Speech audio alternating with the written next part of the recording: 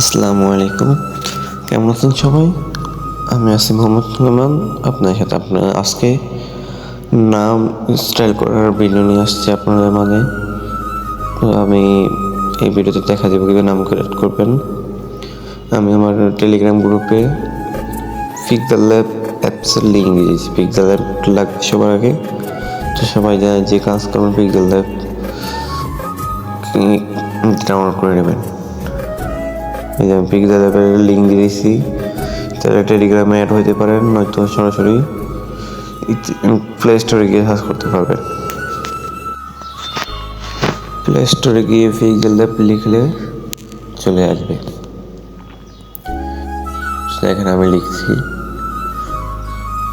আমার এখানে ডাউনলোড আছে, সেই জন্য ওপেন দেখাচ্ছে। তো আপনাদের ডাউনলোড দেখাবে। এখন আপনারা পিক্সেল ল্যাব ওপেন করে নেবেন। যে আমার এগুলো আসলে ডিলিট করে নিতেছি। তো সবার প্রথমে এরকম থাকবে আর কি ইন্টারফেসটা। এই লেখাটা ডিলিট করে নেবেন সবার প্রথমে। ডিলিট অপশনে ক্লিক করে তারপর এতে ক্লিক করবেন।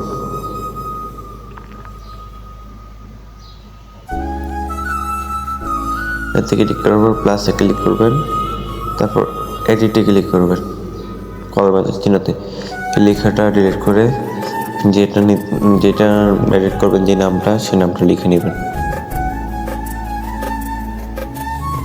এটা আমি টেনে বড় করে নিচ্ছি, মাঝখানে নিয়ে আসলাম। এবার ফন্ট অ্যাড করবো। তো দেখুন স্কিপ করে দিকে আসবো, এই যে ফন্ট লেখা আছে, ফন্ট লেখাতে ক্লিক করবেন।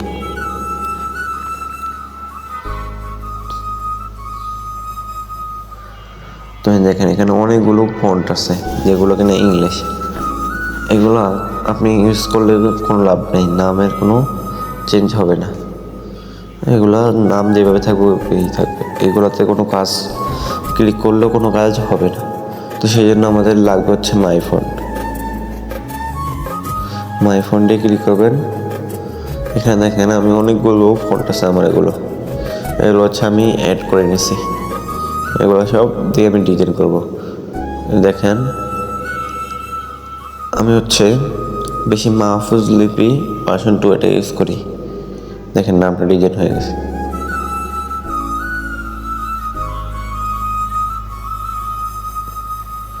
আর ওকে ক্লিক করবেন, নামটা উপরে নিয়ে আসলাম।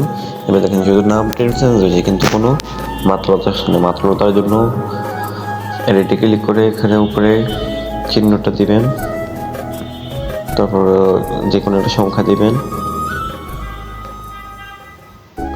সংখ্যা এডিট করার জন্য সরাসরি ডাবল প্লাস দিবেন। আর একারের জন্য স্টার, যে কোনো একটা সংখ্যা দিবেন, স্টারটা কেটে দিবেন। মকে এডিট করার জন্য ডাবল প্লাস, আকারটা কেটে দিবেন, এখানে একটা সংখ্যা দিয়ে প্লাস দিবেন। আর শেষে আবার প্রথমের মতো দেখেন একটা ডিজাইন চলে আসছে। আমি এটাকে সাইজটা ছোট করে নিলাম, যেহেতু এখানে বড় হয়ে গেছে। দেখেন এখানে আমার কিন্তু আকারটা আসেনি, সে আকারটা আসার জন্য চেঞ্জ করলাম আর কি, আকার প্লাসটা আগে হবে। এবার দেখেন একটা আকার চলে আসছে, ডিজাইন হয়ে গেছে নাম। আপনারা এইভাবে ডিজাইন করবেন। এখন কালার এডিট করার জন্য আবার কালার এডিট করা লাগবে এখন। তো দিকে যাবেন, এখানে কালার লেখা আছে।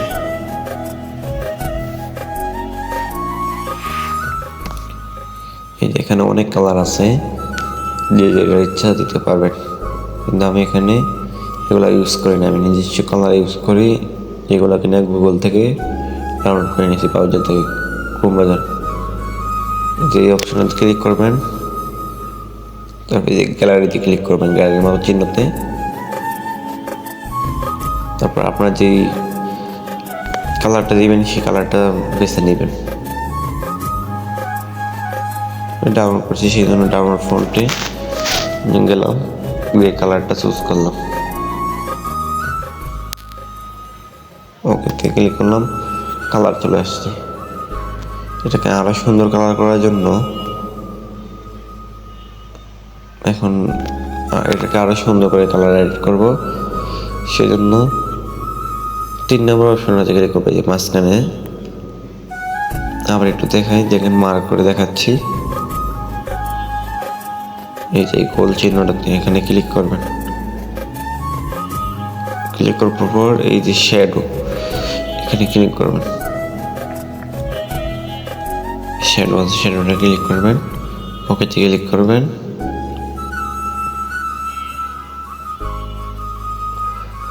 এখন এটাকে হচ্ছে ছোট বানাতে হবে, এটা যাতে দেখা না যায়, সেই জন্য যে তারপর এটা হচ্ছে লেখার পিছে নিতে হবে। এখানে পিছে নিলাম, ব্যাক সাইডে ক্লিক করে পিছে নিলাম।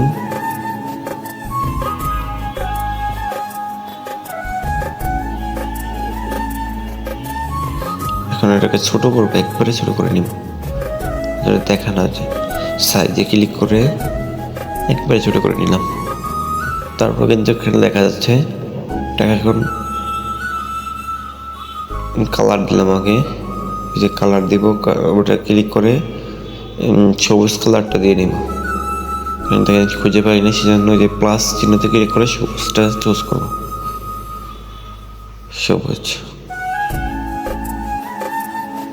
ওকেতে ক্লিক করবো, এটা যদি দেখা না যায় সেজন্য যে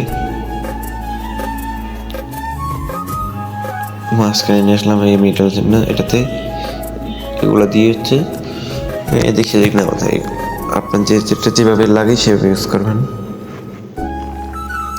এখন এই দুটাকে এক করব, নামটা এবং এই শ্যাডোটা। সেই জন্য যে প্লাস চিহ্ন মাইনাস চিহ্নগুলোতে ক্লিক করব। এই অপশনটাতে ক্লিক করে টিক চিহ্ন দিব, কোনোটাতে দুটোতে দুটো টিক চিহ্ন দিব।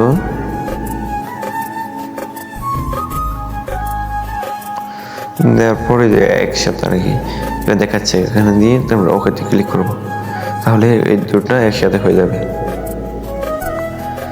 এখন কালার দেওয়ার জন্য দিক দেব, তারপরে এই অপশনটাতে ক্লিক করব। এবার এগুলো কম বেশ করে যে যেটা পছন্দ হয়, যে ভালো লাগে সেটা নেবেন।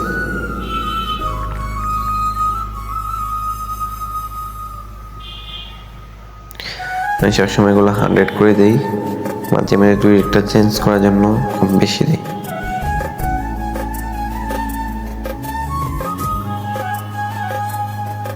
দেখেন কালারটা হয়ে গেছে, আমি সবসময় 100 দিই আর কি।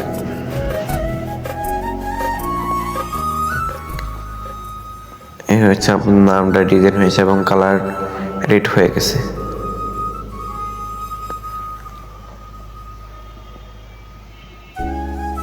এখন ব্যাকগ্রাউন্ড সুইচ করার জন্য 3 নম্বর অপশনে ক্লিক করবেন।